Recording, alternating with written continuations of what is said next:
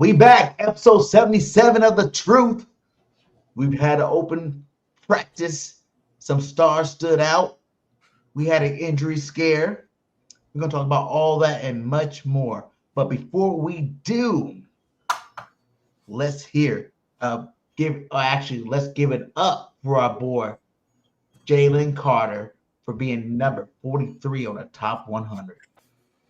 What's going on, everybody, man? And welcome to the very first episode of The Truth, where not all Eagle fans agree on everything. And this is definitely the spot where this shit about to go down.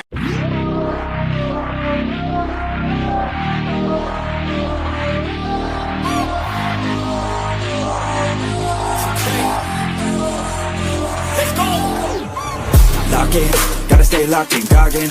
Gotta ball out like Robin. Straight to the top, I'm all in. Ordinary beats like a toxin. I don't wanna be like Robin. I just wanna lead, no watching. Fuck caution, I ain't gonna be common. I got the confidence, I got mine and shit like I'm the baddest bitch in the club. I'm here for dominance, I'm being honest, that's what I want. I'll never give up, I want the whole place sold out. My name in every mouth, you know I'm after this shit. Till the world say my motherfucking name. Say my name. Say my motherfucking name. Say my.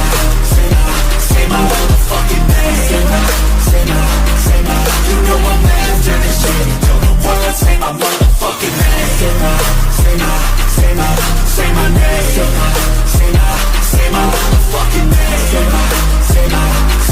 You know I'm after this shit. Till the world say my motherfucking name. Driven by fire, driven by fear, never get tired, no I'm still here. Felt in the cracks, now I'm shifting gears. 10 years into my moments here. Waited my turn, now I'm hot in demand. Slept on a kid, but I had bigger plans. Stayed low key, but I still hit drive. Give me one shot and I'm coming alive. Next on the left, second taste it. Gunning for the top, no limitations. From the basement, no hesitation. Flipping on my L's with straight motivation. Ain't no quitter, I'm built for the grind. Pressure makes up.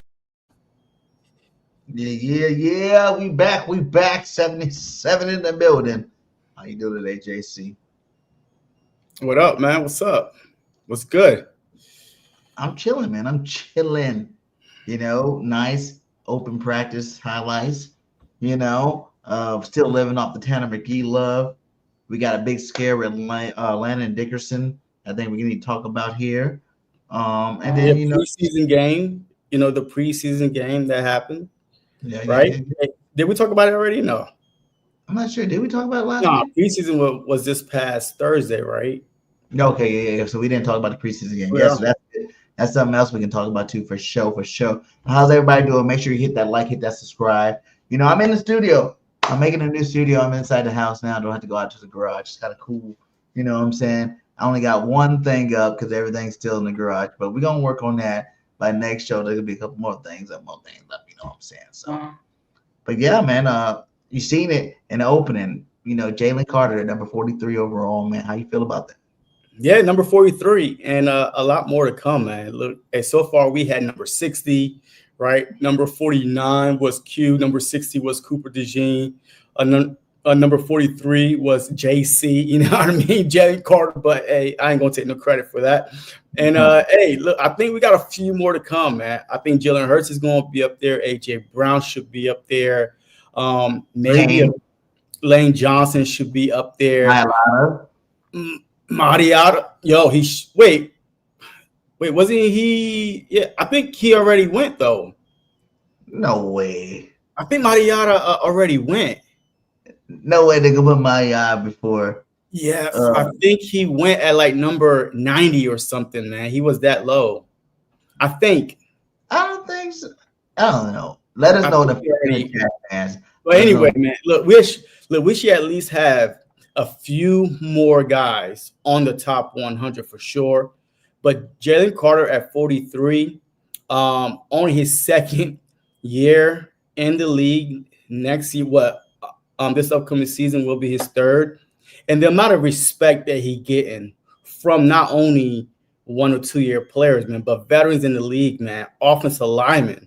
I mean, they are impressed with the way he's already, growing up so fast in the league. So, I mean, look, I'm excited for year 3. I can't wait to see what happened in year 3. And that's why last week I told you, no matter how big of a step JD take Jordan Davis, aka Big Baby, takes. Hey, I don't think how big of a step he takes. He would never, ever be ahead of Jalen Carter. Okay, ain't nobody talking about Jordan Davis, but everybody's talking about Jalen freaking Carter. Have you ever heard of the silent assassin?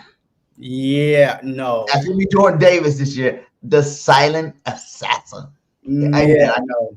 After that clip today from last week too, I put it on my page, man. Like, you know what I'm saying? If Jordan Davis comes out, if Jalen Carter has the same year he had last year, and Jordan Davis comes out, balls out, and get to between 6 and 8 sacks, plus being the #1 run stopper on our defensive line, and playing 50%. But let me tell you something though.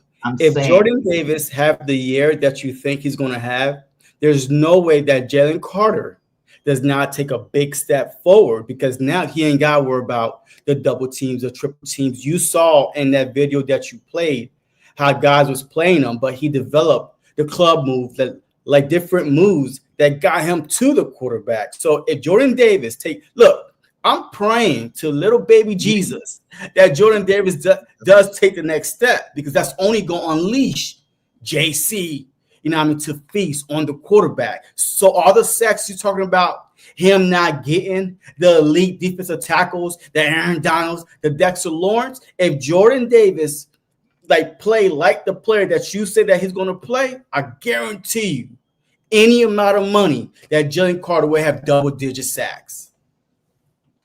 All right. So it's going to be on Jordan Davis, though, right? Huh? It's going to be on Jordan Davis if you take the next step or not. Yeah, and I think he's going to do it, man. I feel like it, barring injury, knock on wood, but, you know, he's going to be that dude this year. But, yeah, let's go ahead and go. I guess I forgot we didn't talk about the preseason game. Let's go ahead and go back to that game. You know, what were some takes that you like from the preseason game? Oh, shoot, man. As a matter of fact, I wrote down some hot takes, man. All right, my first hot take, my takeaways from the preseason game that I saw. Number one, right? We had a good backup quarterback. The Philadelphia Eagles always to find good backup quarterbacks just in case anything happens, but we still have a guy that can step in and play without changing the whole system. Besides Gardner Minshew, right? I mean, he didn't have enough ass to do the brotherly shove, but we got us a Tanner McKee, not a problem, but a good solution, right? If anything should happen, we got a Tanner McKee, TM, Mike Dog in the house to back up the man himself, Jaylen Hurts. So that was my first takeaway. So I give one, you give one. Go ahead. Well, it's your, yeah, man. McKee was lighting it up, man. I'm like, it's not to worry about Jaylen Hurts. Don't have to worry about nothing. But when you're talking about money, and if the Eagles win 2-3 more Super Bowls, I know you're gonna want to keep Jaylen Hurts forever.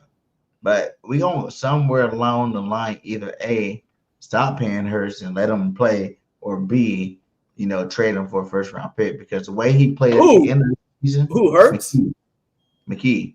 Oh, the way he played at the end of the season, and the way he's already starting to play in his preseason start, man, that guy's lighting it up, man. It looks pretty, it looks great. I'm like, damn, if we didn't have a quarterback, I'm like, McKee to start.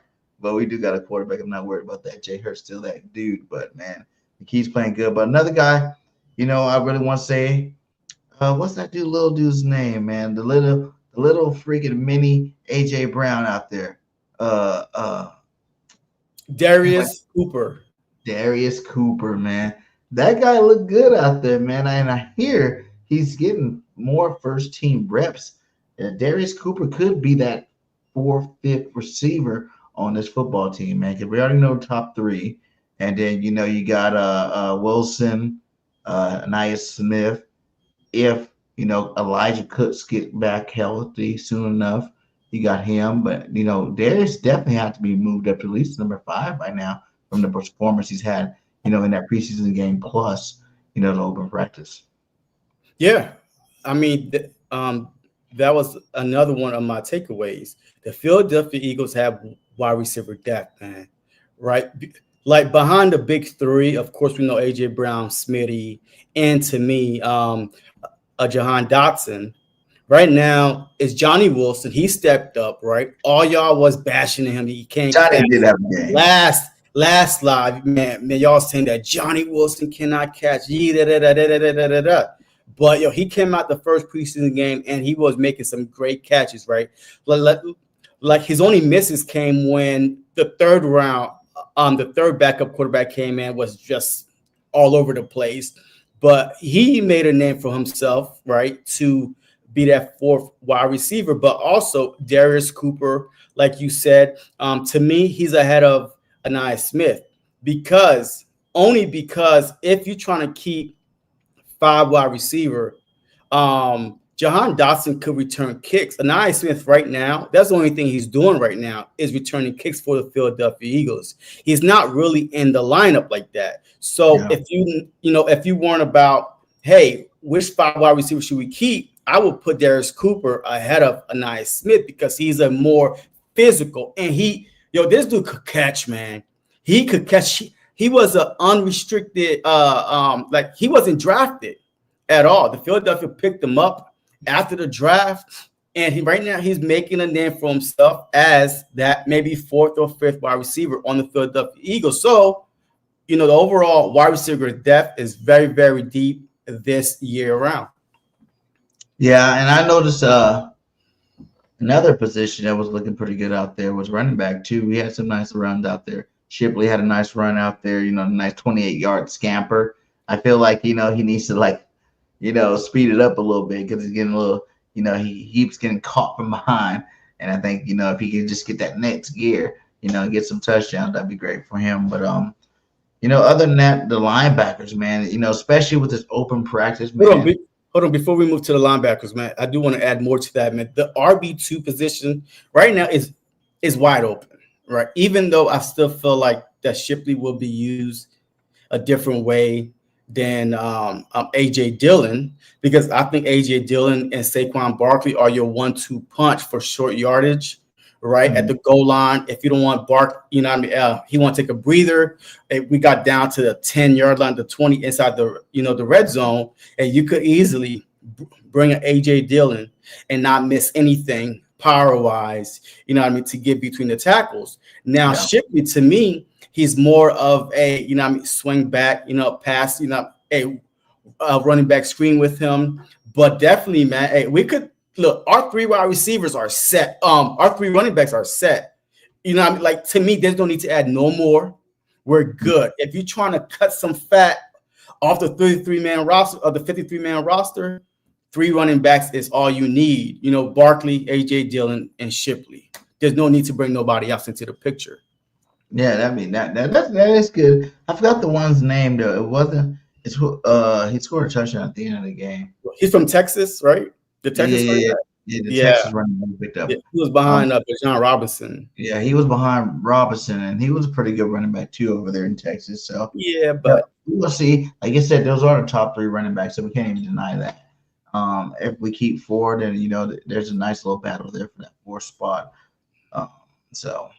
And then if we want to stay to the offensive side of the ball, like even the open practice, I like seeing Hurts out there slinging that rock. I know he had a pick 6 to Nolan Smith, but it was good to see Jaylen Hurts back out there because we don't see him in the preseason. So anytime we get to see him, out there is awesome. And I'm glad to see him out there. Yeah, facts. Did you go to open practice? Huh? Did you end up going to open practice? No, I did not go to open practice, man. I mean, it was on a Sunday. I mean, it's not a game, so it is what it is. But you know what? Hey, so far we done hit a few of my takeaways, man, from the game on Thursday night. We talk about McKee already, the wide receiver depth, the RB2, AJ Dillon, and Shipley. And now, look, before we move on to the defensive side. Yeah, Kevin Patullo. Kevin Patullo play calling, man. I don't know. Like, yes, we know it's preseason, vanilla, offense, whatever it is. But, man, these wide receivers was running wide open. Like, it's almost like he saw what Kellen Moore did, throughout the playoffs to open these wide receivers up. That now he just took over. So his play calling was on point to me, but it is only preseason, and he did have a different quarterback in there that could, a big, tall cannon, quarterback in there that could get the ball out quick. You know what I mean? So I'm not putting too much into it, but I was really impressed with his play calling. If that's vanilla play calling, I can't wait for the season. You know what I'm saying? If that's his vanilla play calling, because we don't do nothing, special in the preseason anyway. So if that's his vanilla play calling, man, I am looking forward to the season. Like you said, receivers were wide open. There wasn't too many real contested catches out there. The run game was still effective. It's big ups for Kevin for his first preseason game. Let's see what happens in this next one. The next two, keeping it vanilla, but also, showing us that he's ready. Because that was the big thing about him, because everybody's talking about how, first time play calling in the NFL, that could be a problem. Is he going to be able to pick up, because anybody can call plays, but can you call them in the right situation at the right time, at the right moment to make it be really effective in a ball game? And I think, so far so good. And we're going to definitely see, how he does from here on out. Yeah. And then, hey, right now we could go one positive. Well, I guess we could talk about the defense. All right, let's talk about positive first before we go to the negative. Like the two highlight on the defense was Ty Robinson and Jihad Campbell. Go ahead. I know you've been down to talk about Jihad, so I'll give you the mic first. Jihad is that dude right now, man. Oh my God. Jihad Campbell, how did you fall to the Eagles, my God? Because first off, we weren't even expecting this guy to even play football, until like middle of the season, maybe 4 weeks in, something like a Cooper DeJean type thing. But this guy is making his presence feel in practice, in games. This guy, he almost had an interception in that game. He almost had an interception, which would have been nice. But, just showing that he is here and he's here to play some football. Like, I think it was one play in the open practice where I seen him toss Jurgensen. He tossed Jurgie, he tossed him off the side of the field to make it stop. And he's only going to get better and better every day that goes by in this defense. So he's learning it. And the fact that, he's been blitzing from the linebacker position and getting home a lot. You know what I'm saying? Like, he's been blitzing from the linebacker. Now, I know everybody wants to see maybe use him on the edge sometime, but right now you're looking at like, dang, you might not even have to put this guy on the edge. He can blitz from the linebacker position and still get those sacks. So, man, sky's the limit. I feel bad for guys like Nico Dean and Trotter, because Trotter's having an awesome, off season here too. But man, the way Campbell's playing, man, there's no way in hell you're gonna keep him off the football field. It's gonna be Campbell and motherfucking Bond until further notice. But like you said, hey, look, we could play Trotter, Bond, and Campbell with different packages, because you could always make Jihad a rusher. But I do have the Baldy clip that you was talking about, from the preseason. So let's see what Mr. Jihad, this is the Baldy clip. All right. And you can see it fine. Yeah. All right, let's go. Let's take a look at the night that Jihad Campbell had on this play here. He's got the tight end in man coverage. So he's running with him right here, but then he feels the play underneath, and he goes and puts a little lick on Chase Brown. Okay, good. Now you watch him attack the center here. This is how you come and attack it. Bam, now he gets called for the hands to the face. All right, they'll clean that up. But still, he gets off the block. He does it over and over again. You watch him take on the guard here. Like, excellent with his hands, slide, skate, tackle. Bingo. All right, now here comes the tight end on a fold block. Tight end on a fold block, makes him whiff. Now he's square. Square, and now he's able to put a hit on the back right here. Now, they blitz the back right here. All right, now he gets cut. He's got to protect himself better, but he bounces up like he's made of rubber. And then the play of the night for him was this. I mean, he does everything right here. All right, reacts to the ball in the air. Nice hit right here. Ball pops up. He wants this one so bad. Oh, does he want this bad? I got a chance for an interception in his first 15 plays, in his first NFL action. He did everything but the easy part, just catching it. But there'll be more plays to come just like that. Yeah, man. Hey, facts, bro. Yo, this dude is a monster, man. And the problem, look, the Done. ball recognition to me is amazing, right?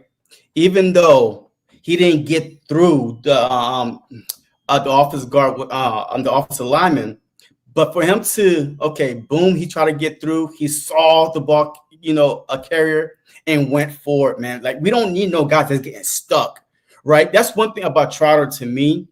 Like I don't know if it's physical enough, but he seemed to be getting stuck and not going after the ball carrier fast enough. To me, that's the difference right now. I see, besides Jahad being bigger, Jahad being stronger, Jahad being faster, Jahad being a first round pick, Jahad being, a champion of his own. Trotter, he'll do, but Jahad's a beast, man. He's on a different level, man. On a different level.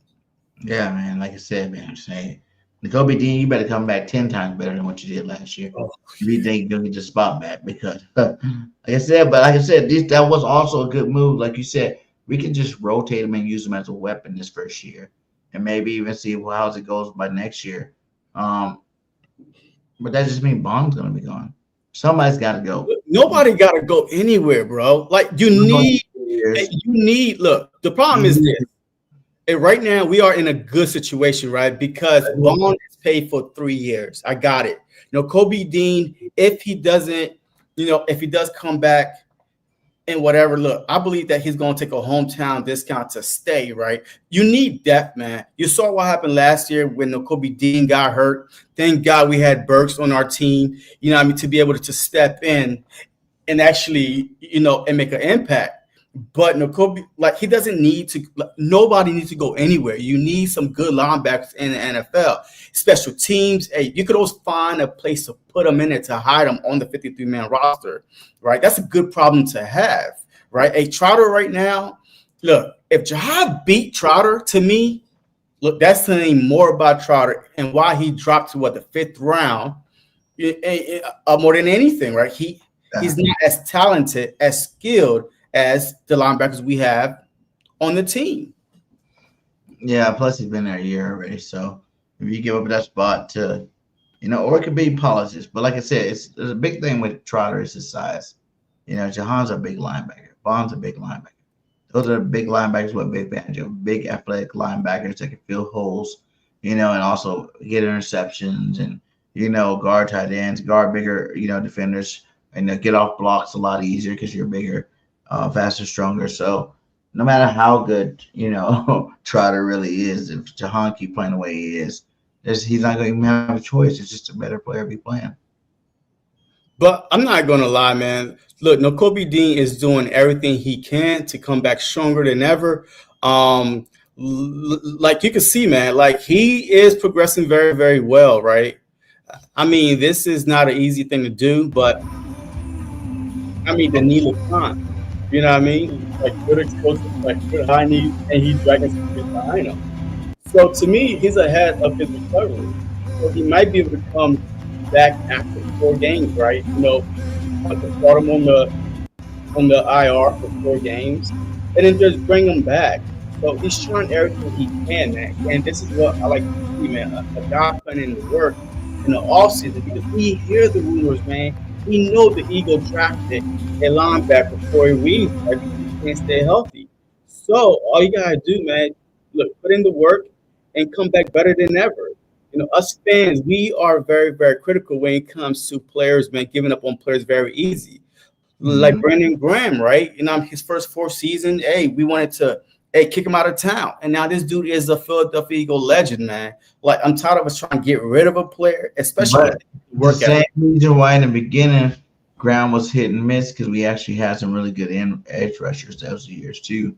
That was ahead of him too as well.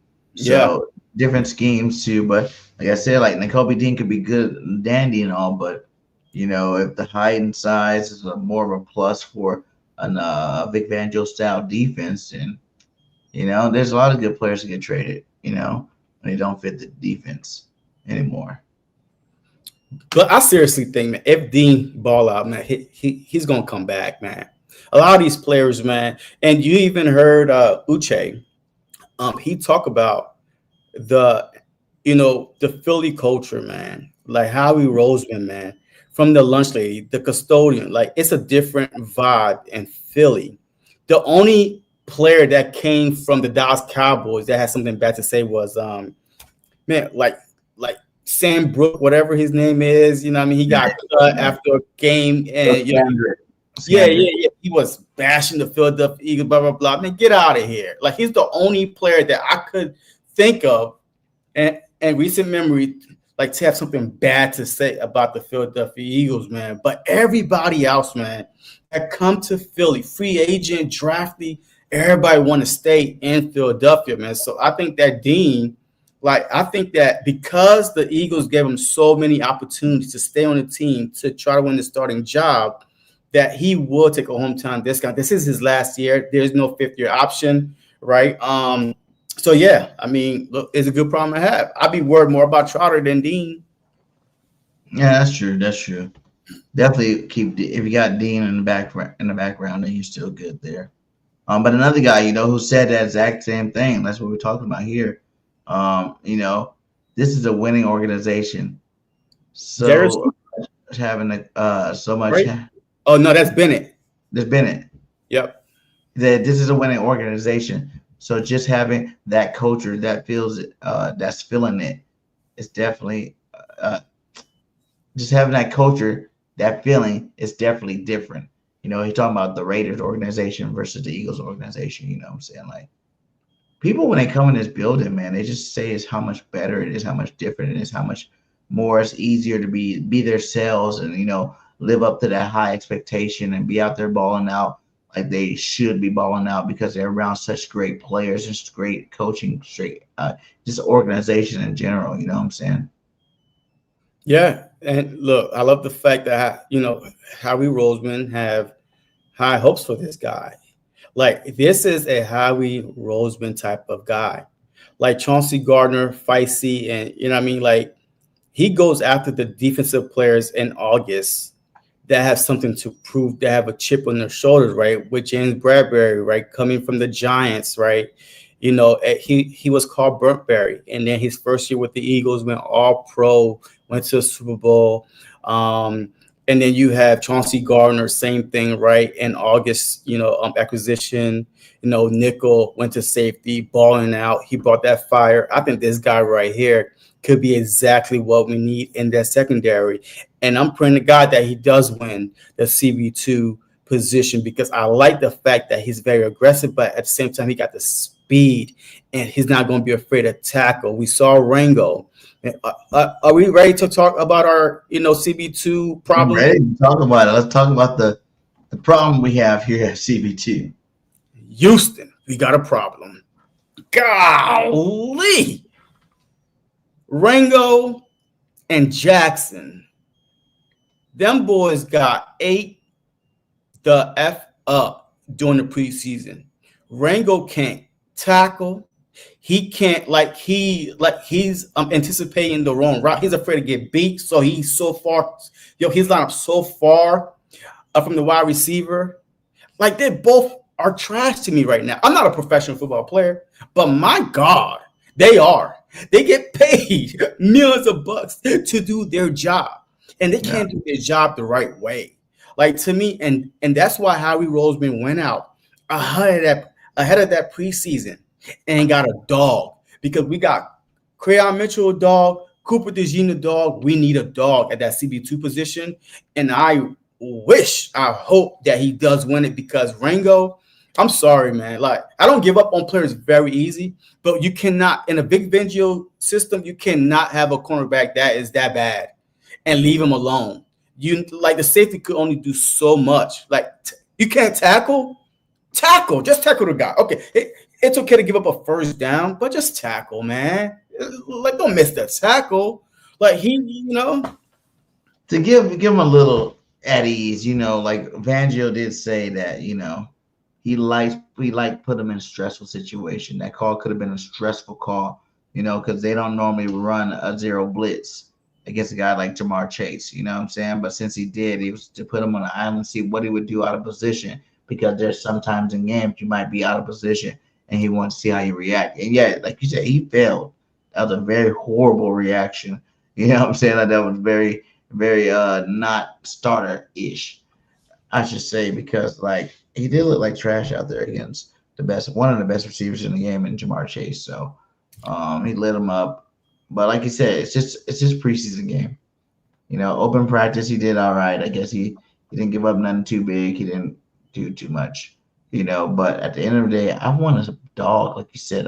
Like you said, Bennett, I want him to come out here and I want him to win this job, you know, within the next 2 weeks. Before the first week of the season, I want it to be a clear-cut favorite, you know, because we were sitting here watching Ringo and Jackson go back and forth. And I wanted Jackson to get it, you know what I'm saying? Like, I wanted Jackson to be our CB1.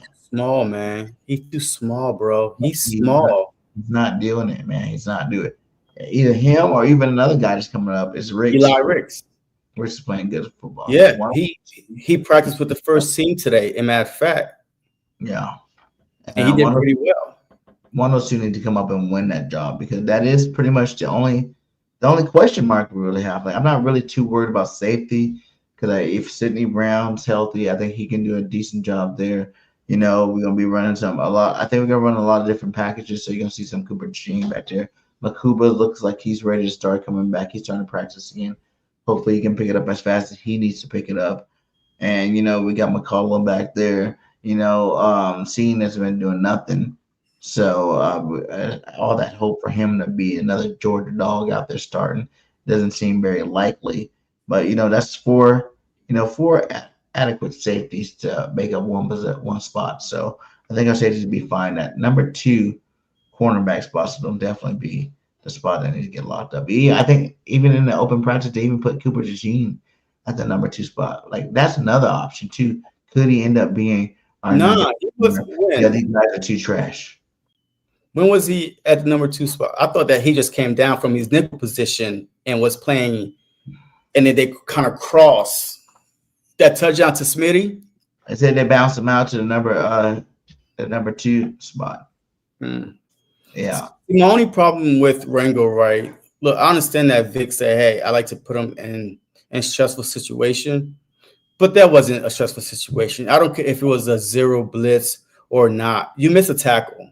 I mean, that's what I'm talking about right now. I'm not talking about that he got beat deep or something because he was, expecting safety help. That's not what I'm talking about. Tackling is a fundamental. It's part of football. I mean, look, you practice tackle dummies.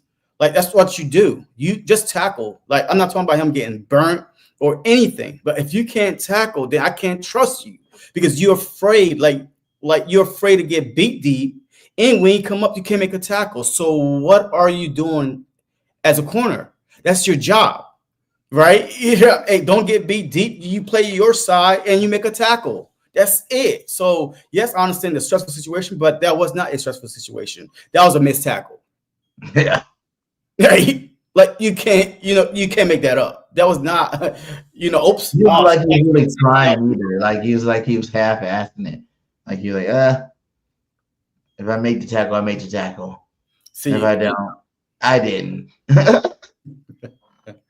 No, you gotta make this, the fundamentals, man. You can't fumble in football, right? Hold on to the ball. As a running back, right? You practice holding on to the ball. As a wide receiver, you practice catching the ball. As a DB, you practice tackling. Come on now. Those are simple stuff as a football player you do, right? This dude whiff. And you know who else is so bad to me? Sidney Brown. Sidney Brown. What? This dude is not a starting safety for the Philadelphia Eagles. He's reckless. He goes in high all the time, or he goes in with his head down. That's why he got injured in preseason game. He came out. I was like, oh my God. This is the exact same problem we had last year when every time he's in the game, he's hurt. Because he's either trying to come down so fast, so hard, reckless tackling, instead of, all right, where's my target? Let me go. Boom. You should never lower your head until you got your, literally locked in, shoot for your target. I play DB, right? You never come in like this because you can't see nothing. He could have pushed you down. Your head should be up, even when you're about to tackle. Like, you don't tackle like this because yeah, they do. Even growing up, they have to teach you how to stop spearing. Because when you want to hit somebody hard, everybody's speared. You know what I'm saying? Everybody's speared. Nah, but the way I'm telling you, Brian Dawkins, when Brian Dawkins came in, bro, Hey, Dawkins speared for a while. It was legal for a while. He actually was getting away with it to the end of his career when they told him, "Hey, you can't do that no more." Yeah, but see, the difference between sparing and making a tackle and sparing and missing the tackle, that's a difference. All right, you could do it. I mean, look, you still could do it now. It's not illegal. Like, as long as you don't hit him, you know what I mean, the crown of the helmet, whatever, you don't tackle high. But he doesn't do that. He just come in reckless, like he don't know. Like that, man, that's all I'm saying. We need, like, Creon Mitchell, if you see him tackle, he tackle like a DB. He tackle like he confident, right? He's not trying to go in and he's just trying to go in, make the tackle, strip the ball, but he still got you wrapped up. But Sidney Brown, Houston, we got a problem. CB2 and safety, that's the same. We had that problem going into the preseason game, and we took that same problem coming out the preseason game. Both areas was trash. Yeah, that's sad to say. It was.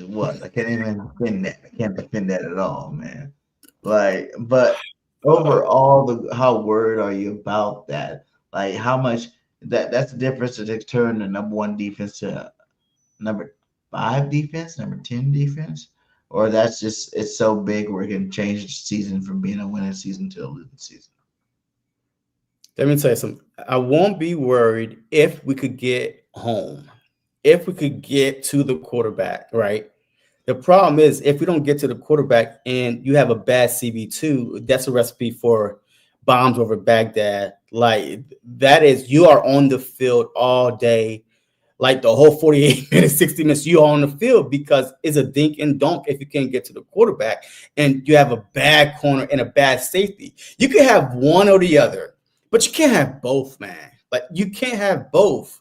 Now you're putting the pressure on the other safety or even the play calling change because you can't play aggressively because you don't trust your DBs. At least last year we had Slay, right?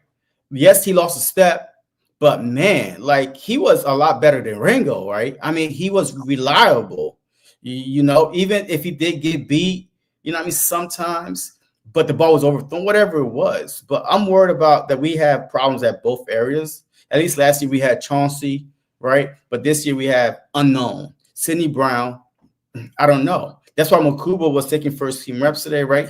He was on the field. So hopefully that changed something. But man, I really wish we go out and get a veteran safety. I know y'all keep saying, let the young guys play, trust Vic Fangio. I trust Vic Fangio. But at the same time, Vic can only do so much if you don't have the right players for his system. But trust him as knowing that Vic doesn't have the right player. He's gonna go get the right player for sure. How you gonna tell Howie will go get that right player, man? So I'm not really worried too much about that, man. The only other big news, you know what I'm saying, is about our boy, you know what I'm saying, Landon Dickerson, man.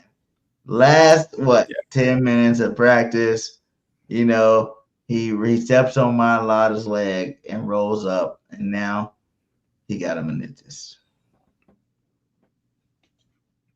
So it says, sources confirm he will have minor procedure on his meniscus and does not need a full repair. He's considered week to week with some of the hopes that he can be back ready for the opener.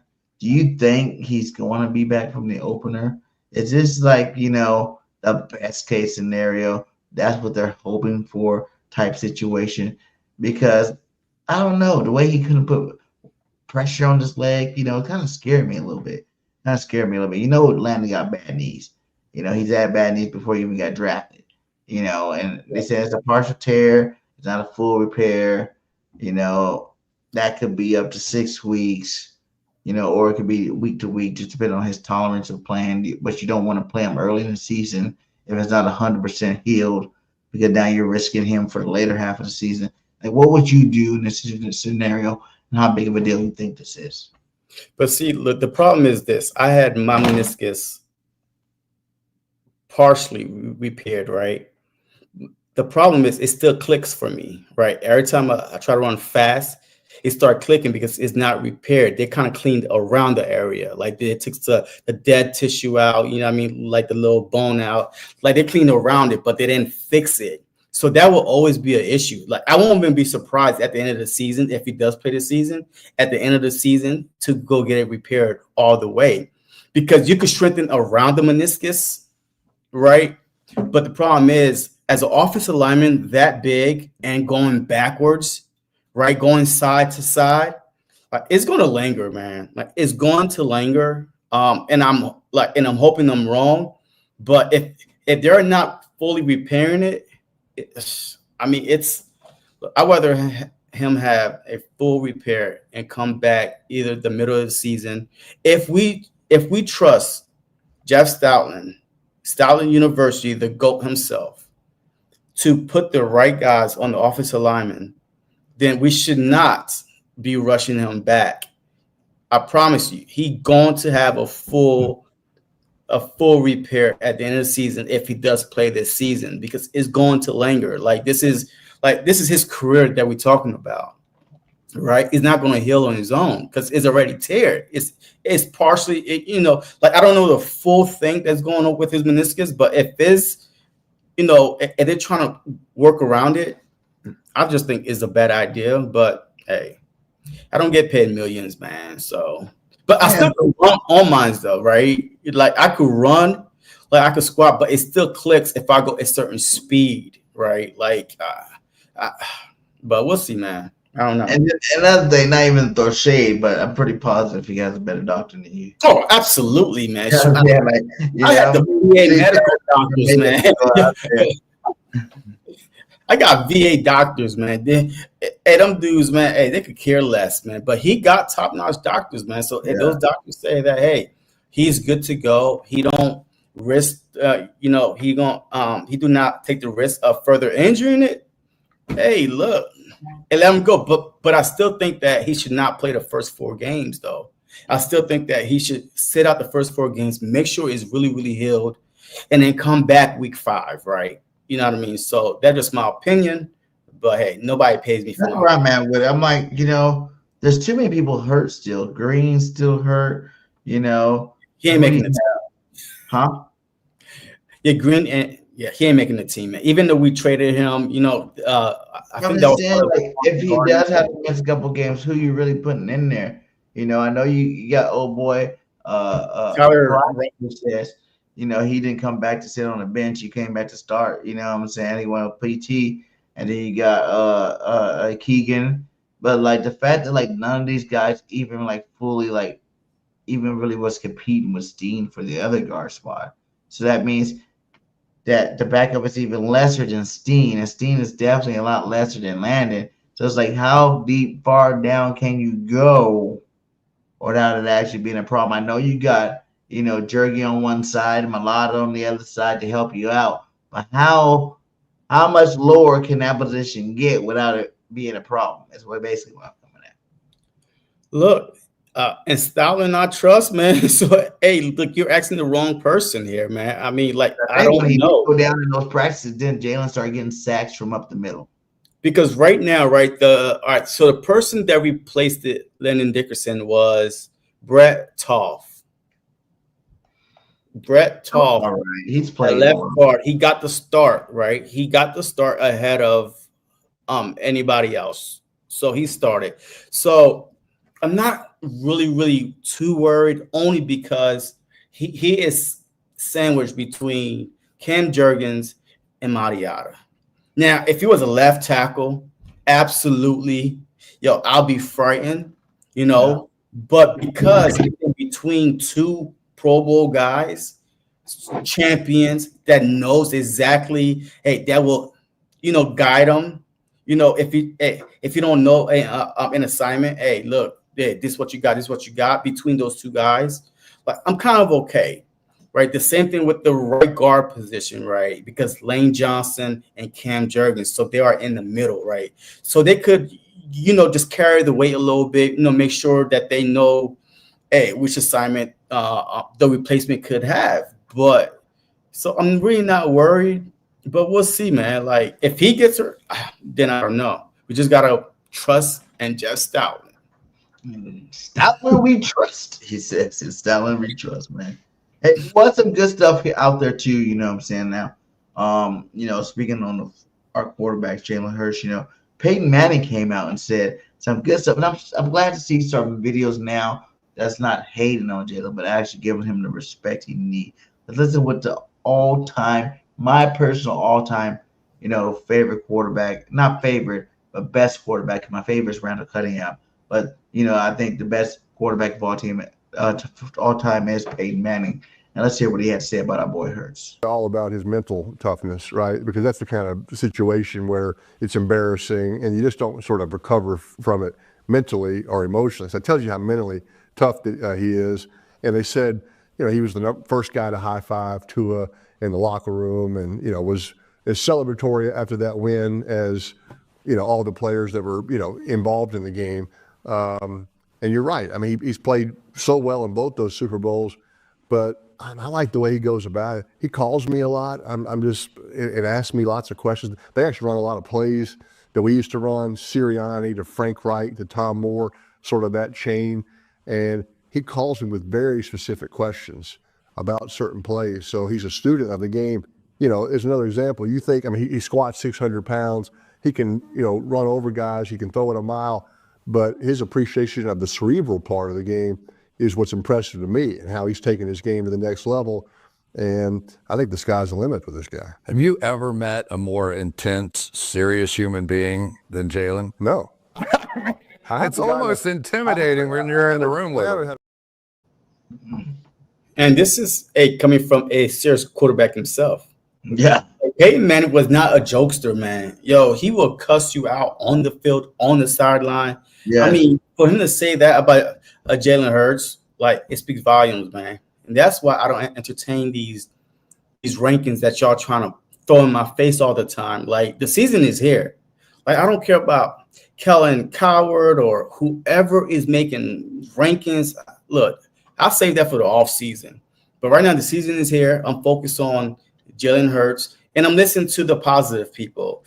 The Michael Jordan, the Tom Brady, the Peyton Manning, the GOATs of the game that talk so highly about our quarterback, right? I'm not listening to people that don't play the game.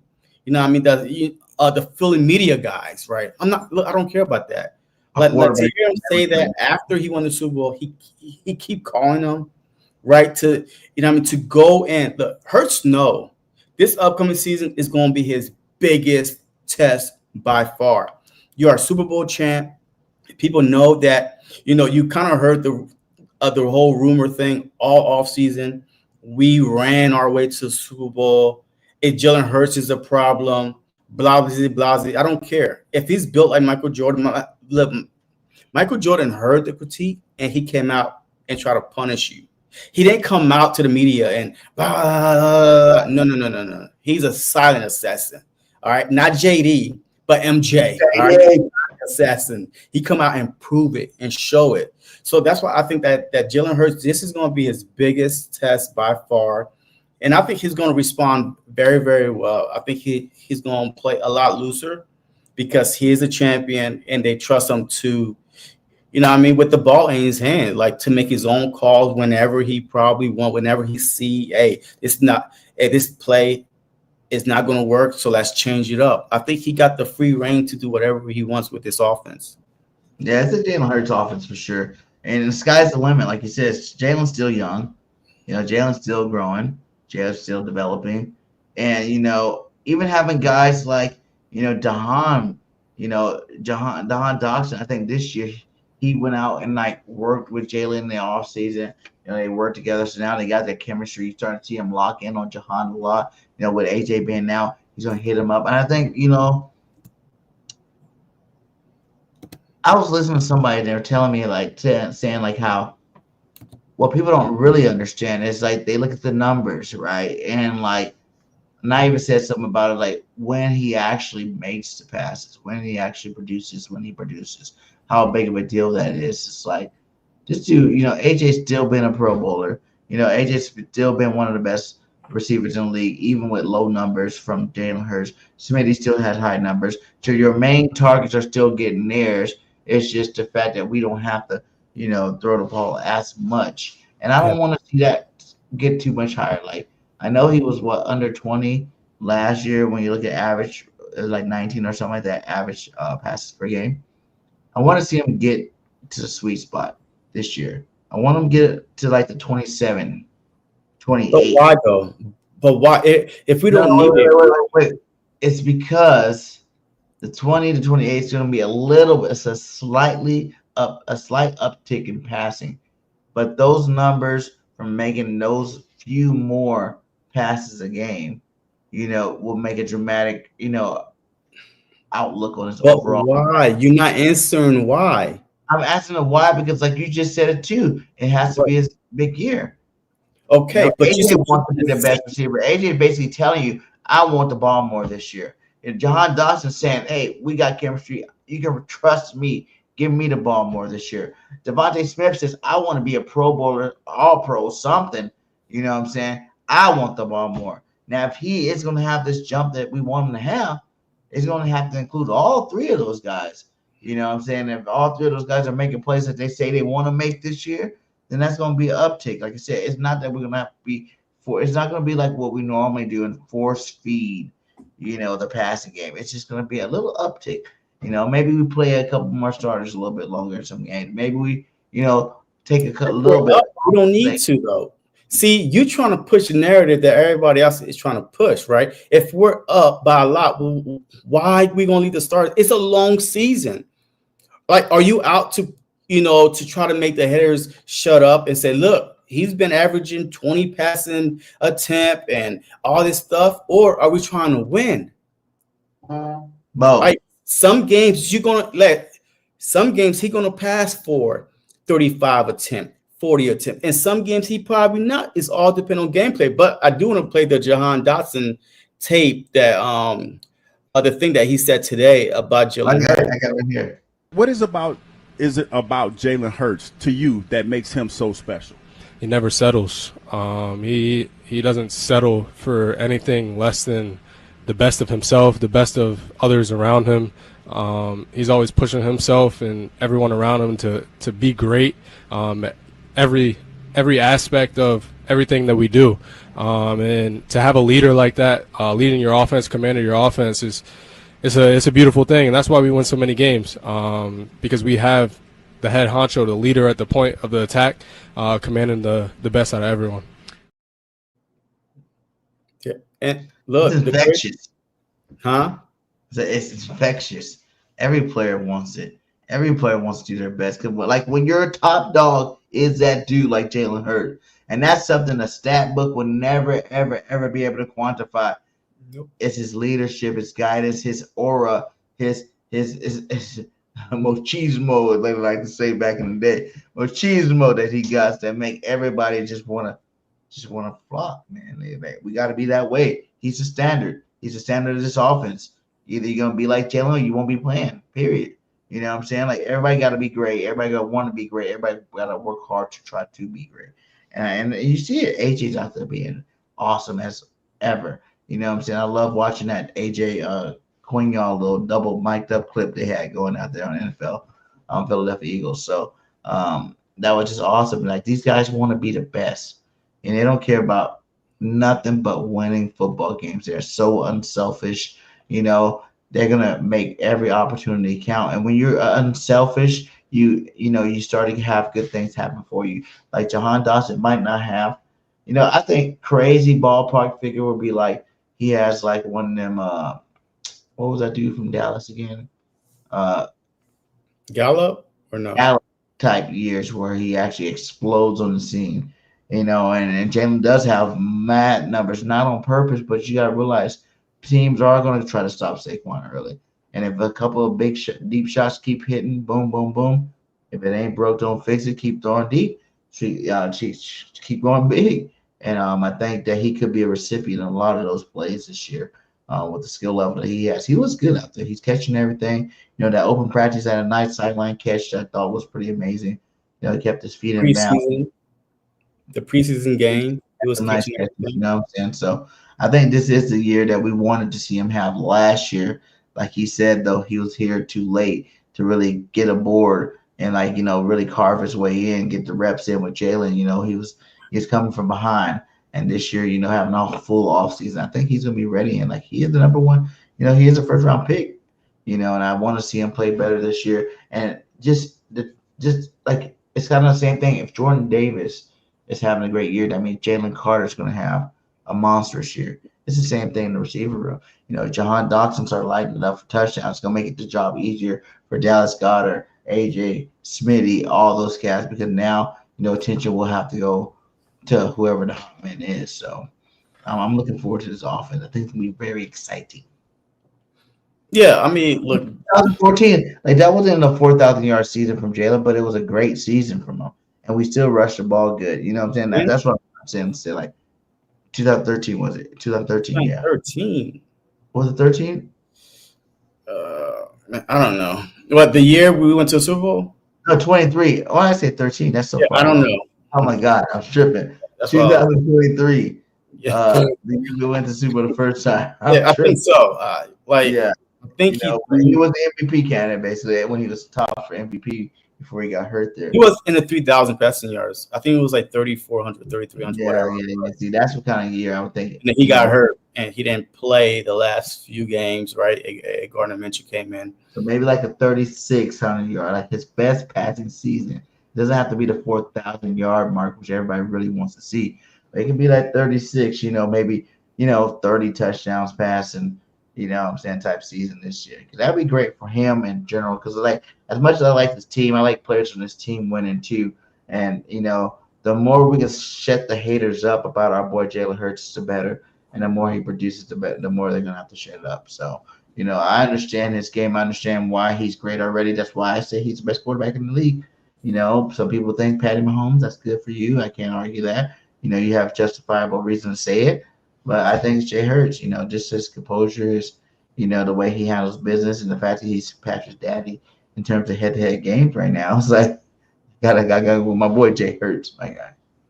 Yeah, I mean, look, the only thing I hope for this season, no drama, man. No drama. Some games Smitty is going to go off and AJ may not. Some games Jahan is going to go off and AJ may not.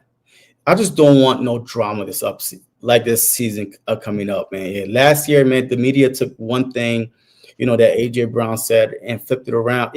Even though they kind of use it for motivation the following game when Hurts came in with his chain, they said, "Down. It's what y'all was looking for." It's what y'all was looking for. He came out and proved that he could throw the ball. Look, let's just have a good season. Everybody's going to eat. I mean, and that's the problem with the Philadelphia Eagle offense, man. They have so much talent, man. I don't know no other team in the league that has so many weapons on the offensive side that you're like, oh my God, please feed AJ. So I won't hear no complaining. Please feed this person so they'll be happy. I don't know. No, Nick says, how can you stop if Saquon's hot? How do you stop it? Why would you want to stop it? You gotta let it roll, my guy. They need some status. Right? So the stats, the Pro Bowl numbers, right? The All Pro numbers, right? Their bonus kick in if they reach certain milestones. So, but as long as everybody eat. And that is the biggest thing everybody don't realize. It's what we said last year. It's not that he can't, it's he doesn't have to.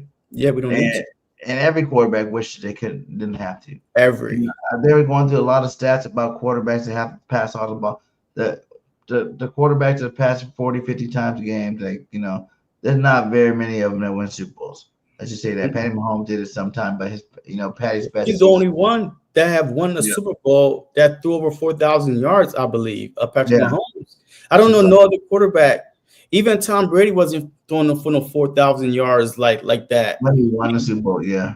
So I'm just saying, just because you throw over 4,000 yards, congratulations. Pick up your 4,000-yard trophy at the exit. You know what I mean? Just pick it up. Thank you. Hey, this is what you win, a 4,000-yard trophy. But you're not the passing leader of the season. I don't think that's a trophy. I just think that's Stat. Now, Offensive Player of the Year, possibly, you know what I mean, MVP. Like, the only thing I want Jalen Hurts to win right now is MVP. No. MVP. Saquon or Jalen, one of the two. No. Look, nobody is talking about Saquon not being the best, yada, yada, yada. If Jalen Hurts win an NFL MVP, Super Bowl MVP, like he won a Super Bowl, right? Been to the Super Bowl twice. Like, that's the only thing he's missing. Did he win a Heisman? No, he was runner-up when he went to Oklahoma. Yeah, he never won. He was the runner-up in the Heisman, right? I mean, so if he wins the MVP, that would shut everybody up. But guess what? Oh, my God. Look at his numbers. Did he really supposed to win the MVP? Just like Josh Allen, right? Lamar Jackson. Like this past season, Josh Allen, that was a sympathy MVP trophy for Josh Allen. Yeah. Lamar Jackson clearly had one of the best seasons. Burrow had way more yards last year. Huh? Said Burrow had way more yards. No, I mean, well, he's on losing team. Let's talk about Lamar Jackson and Josh Allen right now. The only reason why they gave Josh Allen that trophy was because they got tired of Lamar winning it. It's almost like the Michael Jordan problem, the LeBron James problem. You could be the best player in the league, but guess what? Let's try to give it to somebody else. A sympathy. That was a sympathy MVP trophy for Josh Allen. He knows it. Come on now, Josh. He wasn't even the all-pro quarterback. Lamar Jackson was. That's weird. Yeah. So you won the MVP, but not even the all-pro quarterback? Come on, man. Cat. I'm done. They're just like, so many years we should have gave it to him. We got to give it to him this year, no matter what. Right. So,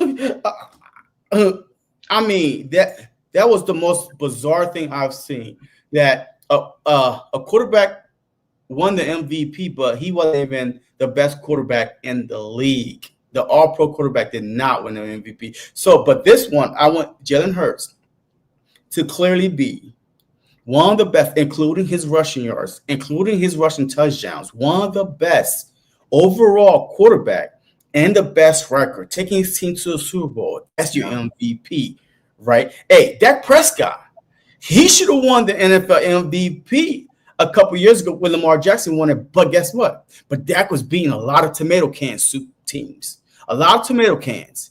His numbers was being inflated, down bad, beating bad teams. So now I can understand why the voters did not give it to him, because you are a fraud. What? I think they even said it was Dak's best years too. He was like averaging 27 passes a game. It's when he had a strong running game behind it. I mean, it's not the average of passing nothing. It's the total yards to yards that count as MVP. They don't care if you averaging 30 passes a game. Your numbers. But Dak Prescott numbers was better than Lamar Jackson.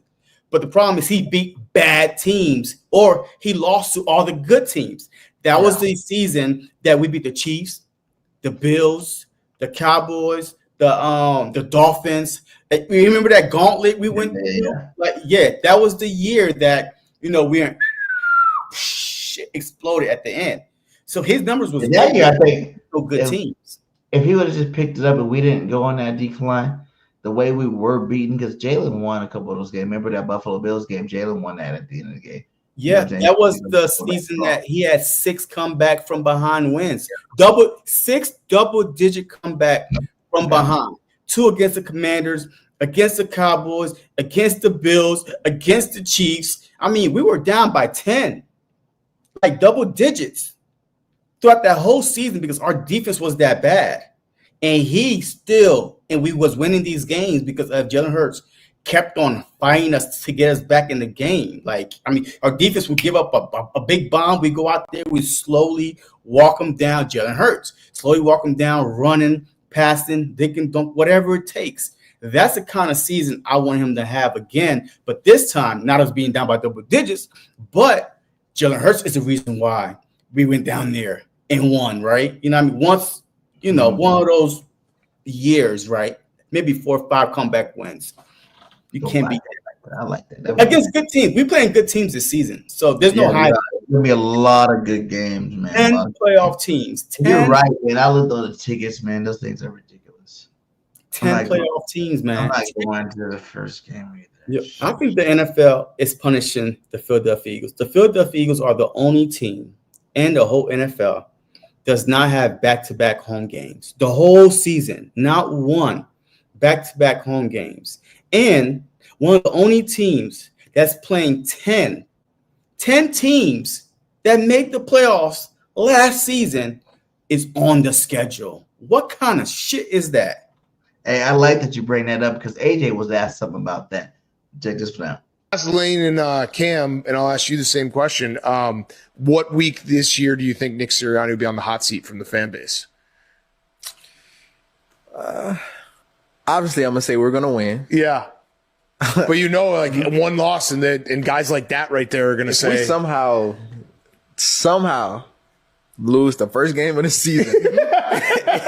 It is up for Nick Sirianni. Yeah. You're not wrong. It is up. The Cowboys. There will be a fan who will be like, I don't care that he just won a Super Bowl. They're gonna call in to whip. Yep. And it's gonna spark like a wildfire. Do you think there is a instance where Nick Sirianni will be on the hot seat this year?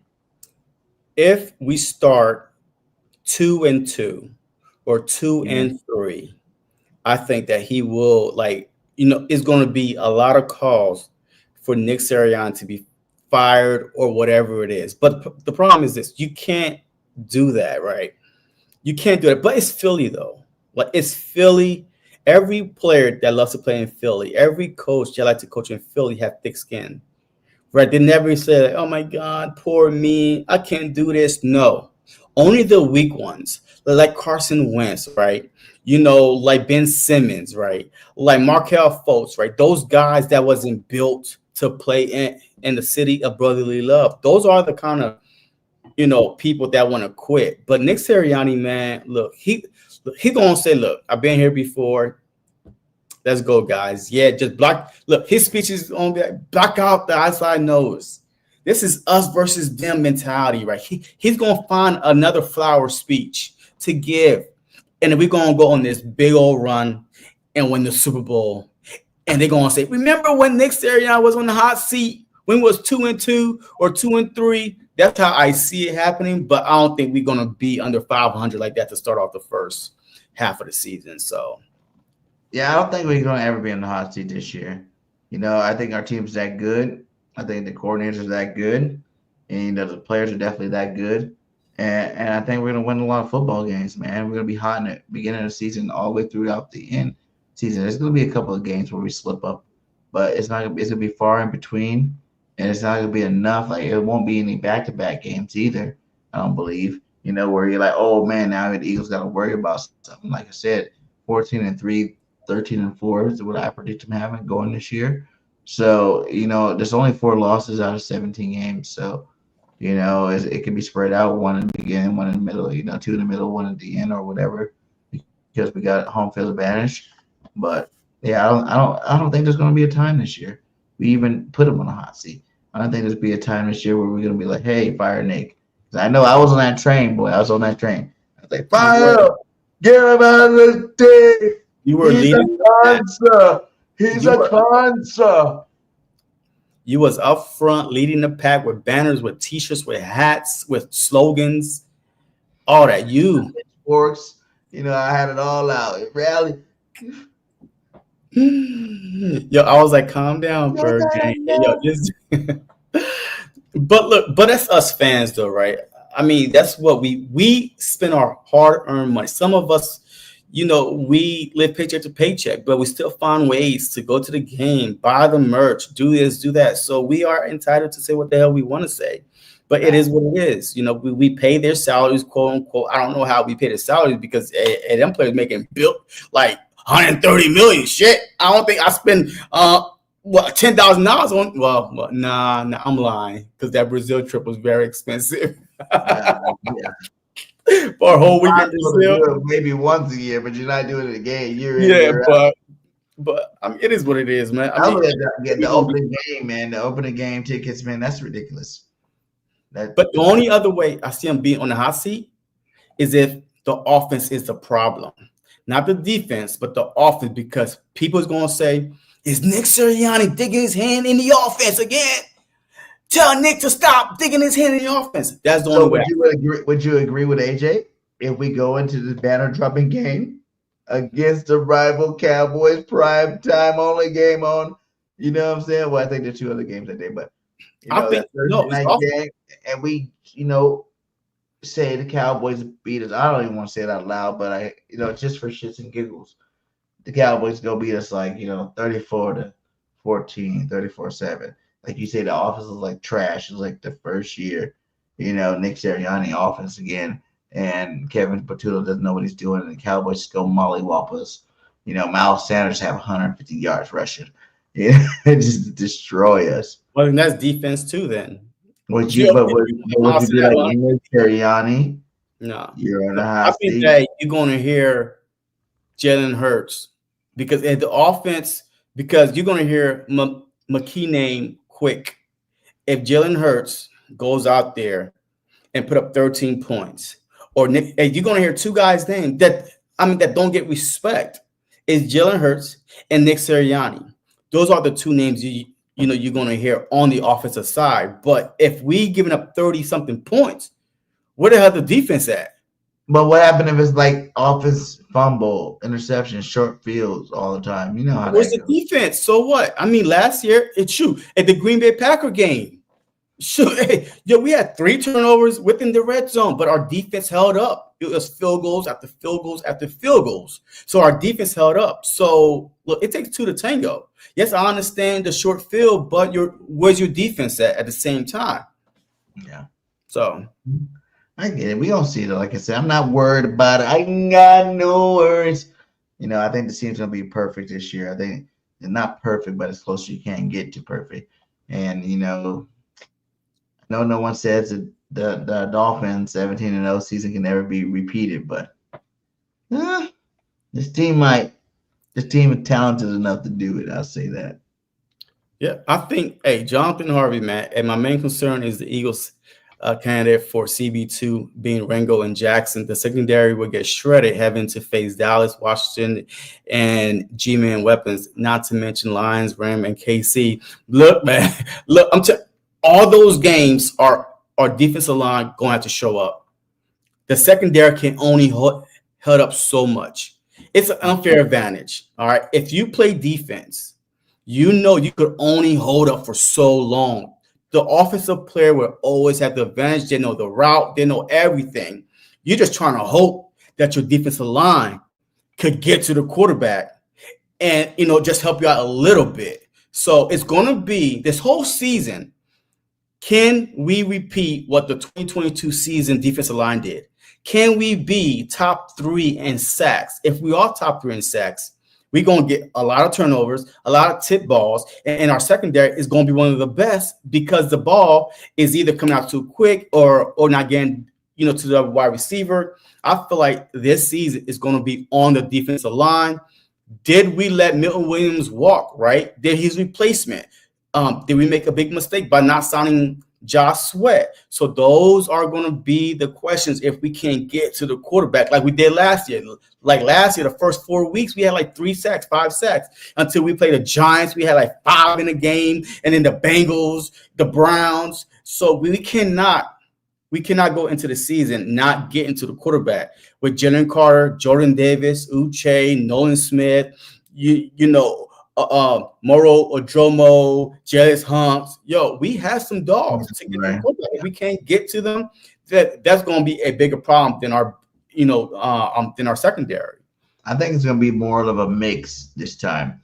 This last season, our biggest thing, we won the Super Bowl was the turnovers. Remember that Super Bowl year, the sacks, we didn't get that. We had a lot of sacks that first Super Bowl, but we didn't have as many turnovers. You know what I'm saying? It's one thing to sack, in terms of field position, but turnovers actually give the offense the ball back. So I think this year we did have some sacks, but it's nowhere near what we had in 22. To be more of a blend, really high number of sacks with the turnovers though this year.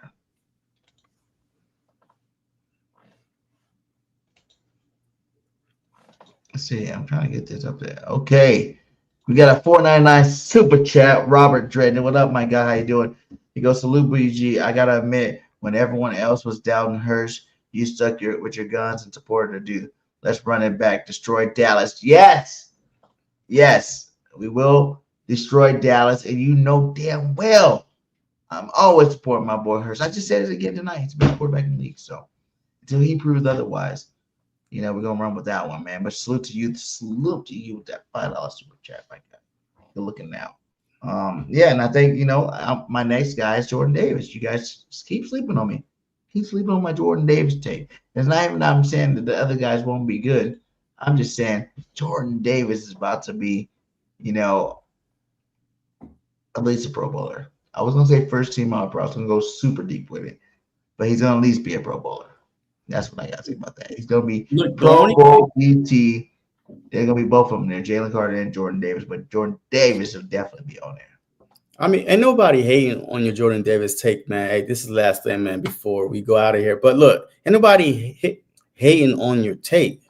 The problem is the blasphemy just coming out your mouth, talking about he's going to be more valuable than Jalen Carter on this defensive line is delusional. Like, I mean, Jalen Carter. I was saying because who's better right now in terms of defensive lineman? Who's more impactful right now?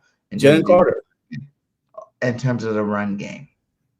Jalen freaking Carter. More impactful Jordan Davis. Because he's getting to the backfield. As soon as the ball is snapped, he's impacting the handoff, my guy. Yeah, he's catching the running backs, making them change direction in the backfield. Like, didn't you see, like, those players talking about him, how he's, how dominant he is, how he get, like, in the backfield so quick, like this dude. And then I love the fact that even when the quarterback is about to spike the ball, he's trying to get under the center to affect the snaps. This dude he doesn't get off the field. To play 100% of the snaps is crazy to me. Like, I don't know no defensive tackle in the league what he's doing. Jerome Brown year. How about that? Huh? Reggie White, Jerome Brown type year. Where Jalen Carter's plays like Reggie White and Jerome Brown, Jalen Carter. I mean, that's fine. That's cool. That is perfect for me. That is perfect. Look, I would love it. I mean, I'm not hating on your take at all. It's just you need to kind of, stop this. Everybody said that about Hurts. Stop disrespecting them. Number 43 NFL top 100. Like Carson Wentz is the best. Hurts is not going to ever play. Carson Wentz. I was like, nah, man. Jay Hurts about to do his thing, my guy. Okay. But hey, man, what's next? Who we play next? The Ravens? With the Browns. Hey, the Browns. Yeah, what do you like? That starts tomorrow. Did you see Shador? No, I don't care about Shador. Hey, Shador looked nice out there too, my guy. Shador looked nice to be a fourth string quarterback. I think he got a chance to beat out Pickett. Okay, I mean, hey, that's the Browns' problem, not mine. but if he does, look. Every year when we have joint practice with the Browns, we almost dominate them, right? Our defense shows up, Hurts, and he carved them up. And I don't anticipate anything different this joint practice. Who did they get on the defense? They got Garrett, but who's the other guy they got? The first round pick. Yeah, I forgot his name. But I don't hear him making that much noise anyway. From the Michigan, right? Or no? Was it Michigan? I remember who it was. I remember he was supposed to be really good. I remember. Yeah. If the Eagles got him, that'd be cool. But we'll see. Hey, our offensive line, hey, if they are that good, then they should be able to handle them. They're getting beat up right now. Offensive line a little beat up. Just one position, though. One spot. But the backups are beat up, too. So we'll see. Like I said, hopefully we go dominate like we do every year. Hopefully, do you want to see Tanner McKee play any more of the preseason? I mean, I would love to see Jalen Hurts and the starting offense just play one series. Drive. Just like at one drive, one series. You know what I mean? Hey, just shake the cobwebs off. But after what I saw and the joint practice, the injuries, I'm good, man. Just let them go into week 1. and just do what they do. Because What right about now, we don't afford to lose nobody, man. He's already proved his worth. Just go ahead and let him, just to make sure we got that backup quarterback, and let just the other two quarterbacks battle it out for the third spot. Yeah, but that's more like the third preseason game, right? I mean, the second preseason game, because we only had 3 preseason games. So this is usually the dress rehearsal for your starting offense to go out there to do at least a series or 2. But Nick Sirianni being who he is, man, he never even had these guys out there. But I just don't want to see us start off slow week 1. Bennett drop, divisional opponent. Let's not go 3 and out, and then be behind 7-0. And no, I want to see a better offense. Like last year, right? We was the only team in the whole NFL against sorry Giants, the Jets, the Browns. We was the only team in the whole NFL that couldn't score the first quarter, bro. Like, we couldn't score a touchdown the first quarter. That should not happen again. And I don't want to see it happen again. So I think they should at least have a series, but it is what it is. Oh yeah, Mason Graham, defensive tackle from Michigan. Yeah, Graham. I haven't heard a lot about him, though. I haven't heard a lot about Mason Graham making a lot of Mason noise. I don't know. But I don't know. I haven't really watched any other the Cleveland. Did he even play in that preseason game? I didn't watch the Browns, so I don't know. He says Jaylen Hurts the best quarterback. Yeah. But some guys on ESPN teams. Yeah. You know my take on that. Hey, the season is here. We about to show them this year, baby. Right. But hey, make sure y'all hit that like, hit that subscribe. Check us out next week. We will recap this preseason game, open practice. Not joint practice with the Browns, and let's see, can our boy Bennett show up, show out, and make it that much closer to him being our starting CB2? Will Ringo or Adoree Jackson, finally break away from the pack and say, okay, this is my job. I don't want to lose it. There's a lot of questions to be filled. The safety position, Makuba healthy now. Can you go out there and make a name for yourself? Get an interception in this preseason game. Play in this preseason game for that matter. You know what I'm saying? And will our boy Jahan Campbell continue to dominate? Which I hope he does. Everything's gonna be next week. We get to continue this on, because we are 3-4 weeks away from the 3 weeks away from the first game of the season, man. Yeah, 20 days. You guys, I hope you guys are ready. I'm ready. The Eagles about to dominate, man, and we definitely have to do one more prediction show before the season starts. And we're gonna try to get some other content creators come on here, have a nice little round table. Give our takes right before the season starts. Give our predictions right before the season starts with record predictions to see who's going to be the closest, which I'm always the closest. So you guys already know who's going to be the closest. That's me in terms of record predictions. So, like I always say at the end of my videos, fly, Eagles, fly. The birds. And we out. Peace. What's going on, everybody, man? And welcome to the very, very, very, very first